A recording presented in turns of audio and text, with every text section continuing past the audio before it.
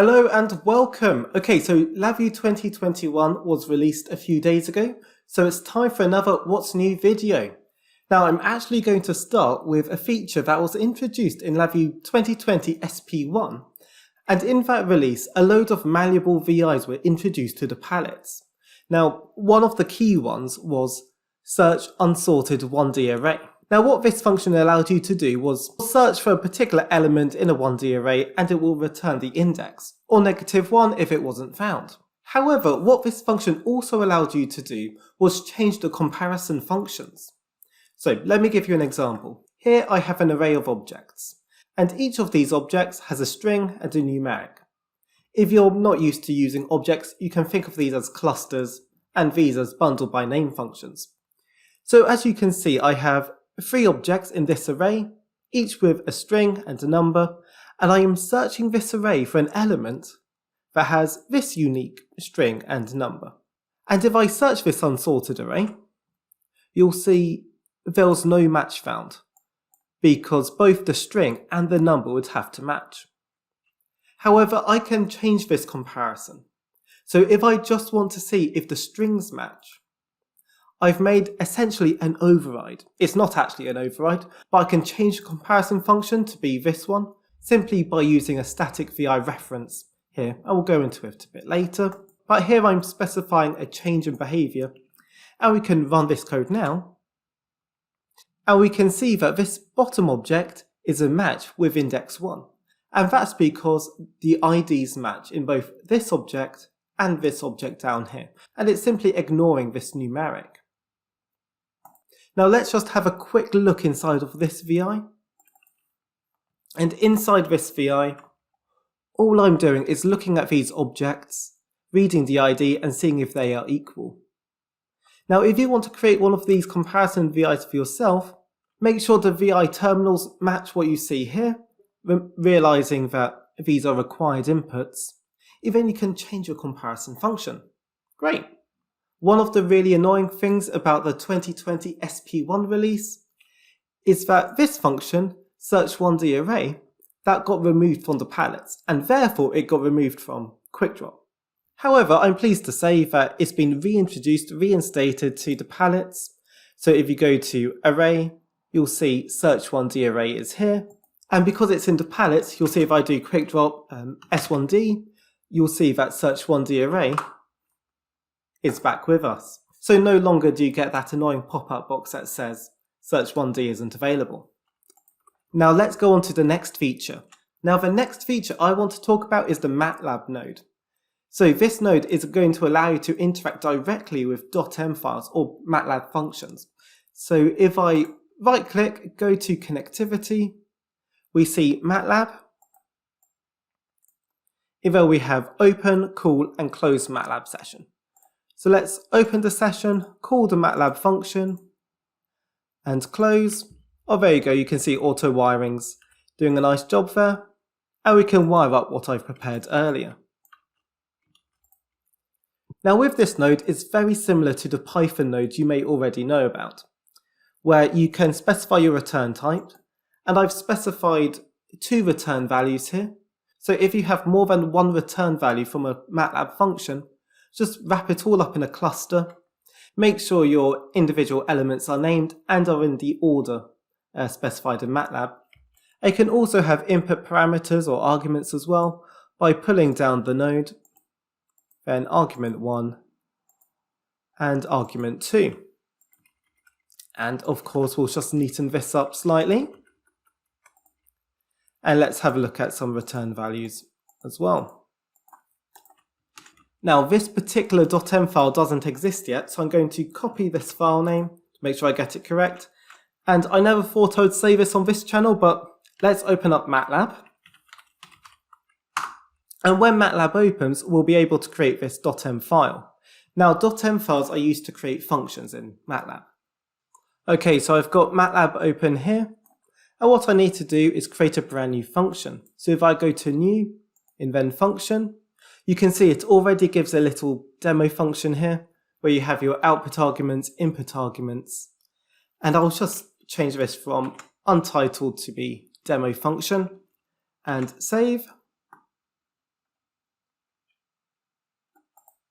Okay, so this is all I'm going to do is have the output arguments equal to the input arguments. And that should just prove the concept. Okay, so let's just close MATLAB before any of us get converted. And save. Okay, so now let's run this code and hopefully it will just work. So let's run this code. And there we go, our return values are equal to the values we put in. Click OK and right click and clean up this wire. And save. So the next feature I want to show you is actually the Python node. Now I'm sure we've already been through the Python node, or at least it's been out for quite a while. However, there are some significant new features about this. The first is NI are now supporting Python 3.9, which is great, and also notice how there's an extra input on the Open Python session. So this is where you can specify where Python is installed, because before, these functions were just assuming Python was installed in the default directory. However, if you were using something like Anaconda to download and install Python, then it's not the standard directory, but you can now specify where that is now. Unfortunately, I tried this earlier and I am getting errors. The Python DLL or the NI Python interface couldn't be loaded. I haven't spent too much time troubleshooting it, so I'm sure it will work perfectly fine on your systems. Let me know in the comments below if you know of a fix. Okay, but officially, this should work. Okay, next we're going to look at the LabVIEW compare tool. So the LabVIEW compare tool itself isn't new. That's been around for ages. I don't know when it was introduced, but it's been with LabVIEW longer than I've been with LabVIEW. So the LabVIEW compare tool, if you're unaware, if you go to Tools, Compare VIs. And we're going to play a game of spot the difference between these two VIs. So VI A, and this is a VI from the NI example finder. So let's compare those two VIs. So compare A, and we're going to compare the state machine fundamentals VI. State machine fundamentals.vi. Okay, and we can compare. Now this general layout should look familiar if you've ever used this tool before, because we can look at all of these individual differences between these two VIs. And it will tell us things like, oh, this enum moved from these coordinates to that coordinate. I was like, well, I don't actually care. But in LabVIEW 2021, you can now filter out these results. So if I now go to block diagram and deselect cosmetic, and in fact, I'm going to remove the position and size of things from the front panel as well, you can see we're now at only 11 differences, whereas before, it was 38 differences. Okay, so this is a great way of narrowing down what's actually different between these two VIs. Perhaps you have a case where it works on your PC but not your colleague's PC. Okay, the next feature I want to show you is Run When Opened. So you may not be aware of this, but if you go to VI Properties or Control I, you then go to Execution, there's a tick box here called Run When Opened. And when selected, whenever you open that VI, the VI should just run. And there are a couple of reasons why you might want to do that, and we'll talk about those later. But imagine you've just downloaded a VI from the NI forums that's set to Run When Opened. Now before you run anything you download from the internet, you want to make sure there's nothing malicious in there. So with the Run When Opened function, you get a little pop-up box. So let's open up this VI. Now this VI is called Launch Virus. However, NI has just warned me, or LabVIEW has just warned me, that there's a security warning, Run When Opened. Launch Virus is configured to Run When Opened. And we can either run or view. And if this is a VI I've created myself, I could just remember my choice, and then click View. And Control E, and you can see there's some LabVIEW scripting going on here, so it's probably best we didn't run that VI. However, one of the use cases where you might want to run a VI when opened is if you're adding something to the menu bar here. So I've actually added launch virus to the help menu. And if you add something to the help menu or the file menu or the tools menu, you want to have it run when open. So as soon as the user clicks your particular item, it runs. However, if I click launch virus here, notice how I didn't get a security warning pop up. Instead, this scripting VI just opened up and opened 50 clones of a VI, which as you can see is just 50 VIs with different color front panels. So it's not the worst thing in the world, but it could have been. Now it's just a quick shortcut. If you do Ctrl-Shift-W, you can see all of the open windows in your LabVIEW environment. You can select all the ones you want to close and then close those windows. Okay, now let's move on to another feature of auto-wire improvements. Now I put this in a diagram disable structure just so I could run the other cases with an OK run arrow. But to remove structures like this, if you do Ctrl-Shift-R, it will remove the structure but keep all the visible elements within it. These auto-wire features are pretty cool, and it's difficult to explain. It just makes the wiring in LabVIEW 2021 feel different. But I found a visible explanation here. So if you wire from, let's say, the compound arithmetic function to some constants, or from some constants to the function, and we can do it in both directions, LabVIEW has worked out how many elements this particular function has. Even when you started wiring, it calculated, okay, so you're likely going to have an extra, let's say, 5 or 6 wires below. And so when it did this first wire, it moved this elbow joint an appropriate distance along. Whereas in previous versions of LabVIEW, it was really annoying because it would put the wire like quite close to the function, and then you had to select everything and then do Ctrl-U to neaten it up. It wasn't great, but this is a good improvement. However, one thing I have noticed, and maybe this is feedback for LabVIEW R&D, is if you have wires like this one here, which come out the bottom of a function, if I move this function just across, notice how it's now added an extra elbow at 90 degrees here. Then if I move back, it does snap back to where that wire is supposed to go. And just to put it into context, this is LabVIEW 2020 SP1. And as you can see, as I move this bottom input, as you can see, I only get the one elbow at the bottom here. But in LabVIEW 2021, you can see I get this additional elbow at the top. Now the next thing to talk about in LabVIEW 2021 is the secure shell version of FTP. Now you may have used FTP before, or file transfer protocol, to transfer files between clients and servers. For example, if you have a service request with National Instruments, you might have to upload your large application via an FTP to NI. Now SFTP is the secure shell or SSH version of FTP, and that's sort of where the similarities end. The way SFTP fundamentally works is different to FTP that we may have already been using. Now, I don't currently have an SFTP server running and I don't have access to one, so unfortunately I can't show you these functions working. However, I have looked, and on the NI example finder, there is an example available, and this example is all about querying a specific directory and making a list of all of the file names in that specific directory.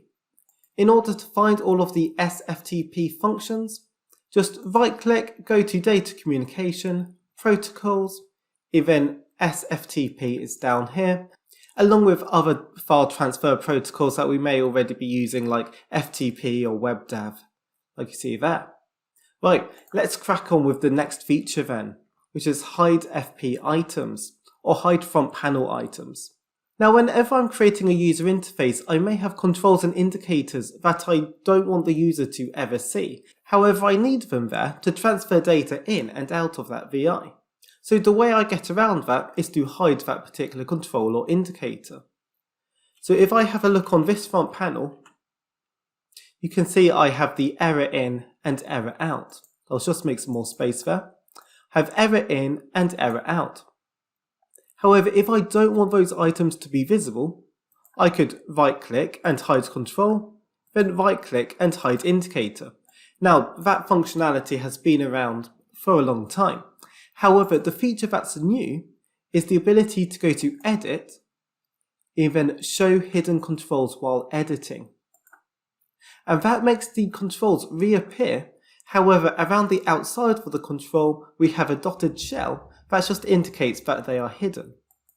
So if I do Control M, so M for mode, to change the mode from edit to run mode, you can see that the front panel objects disappeared, but if I change mode again, they reappear.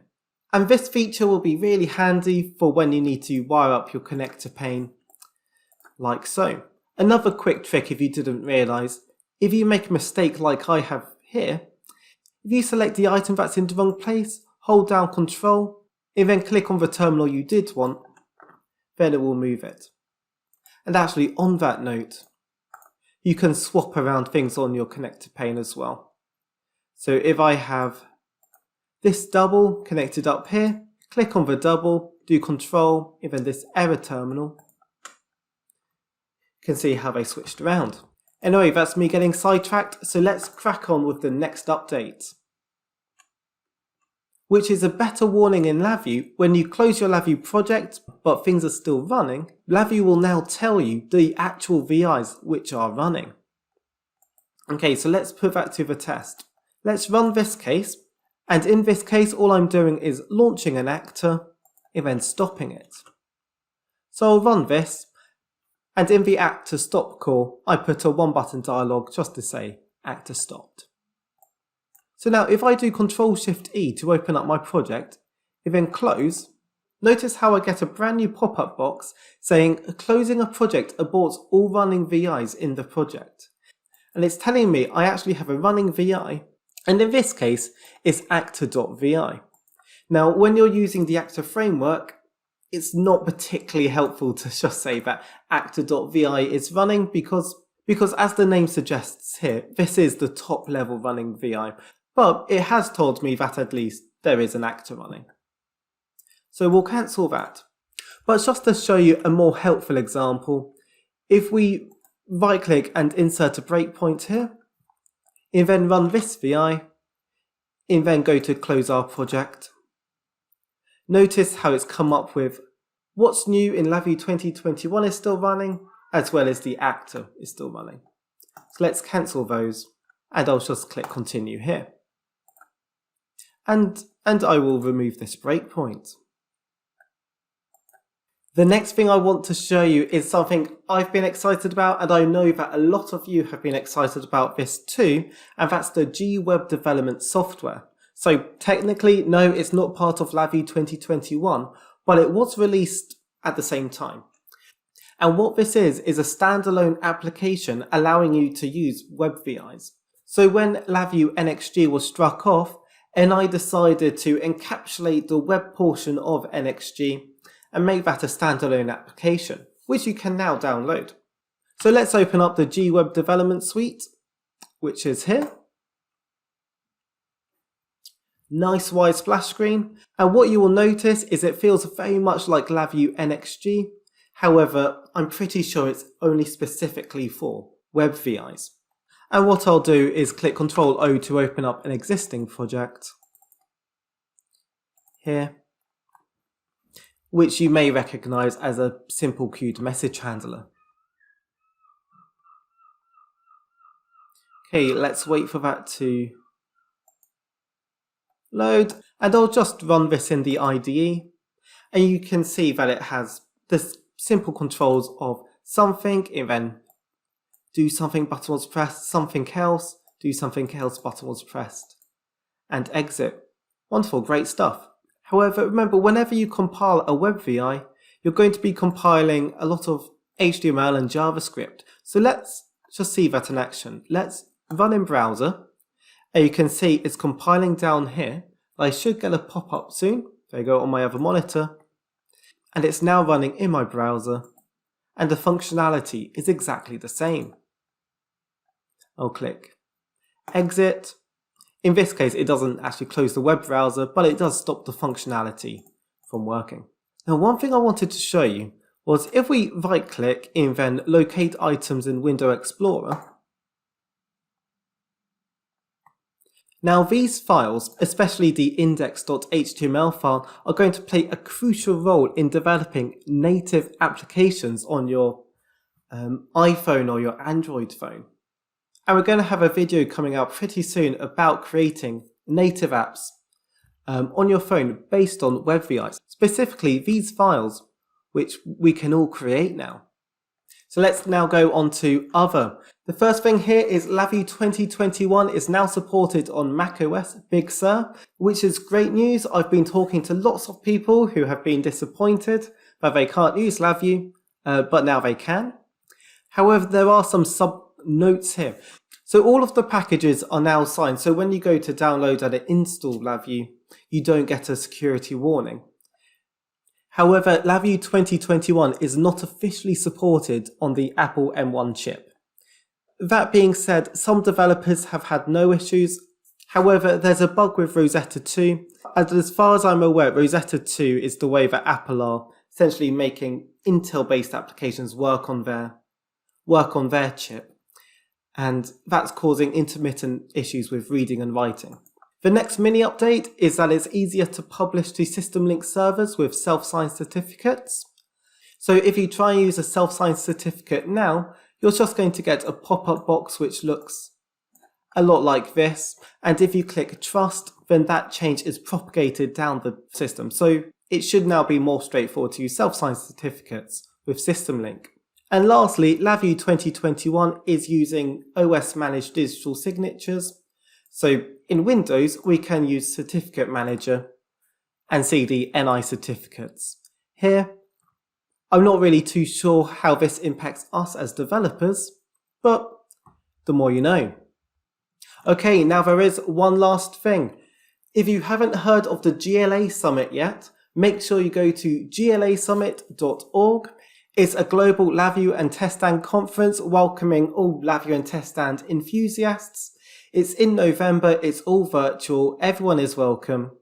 So if you haven't registered, head over to glasummit.org for more details. Make sure you register, put it into your calendars, book time off. I hope to see you all there. Great, I've really enjoyed making this video. Make sure you like, comment and subscribe, and I'll see you all soon. Catch you later.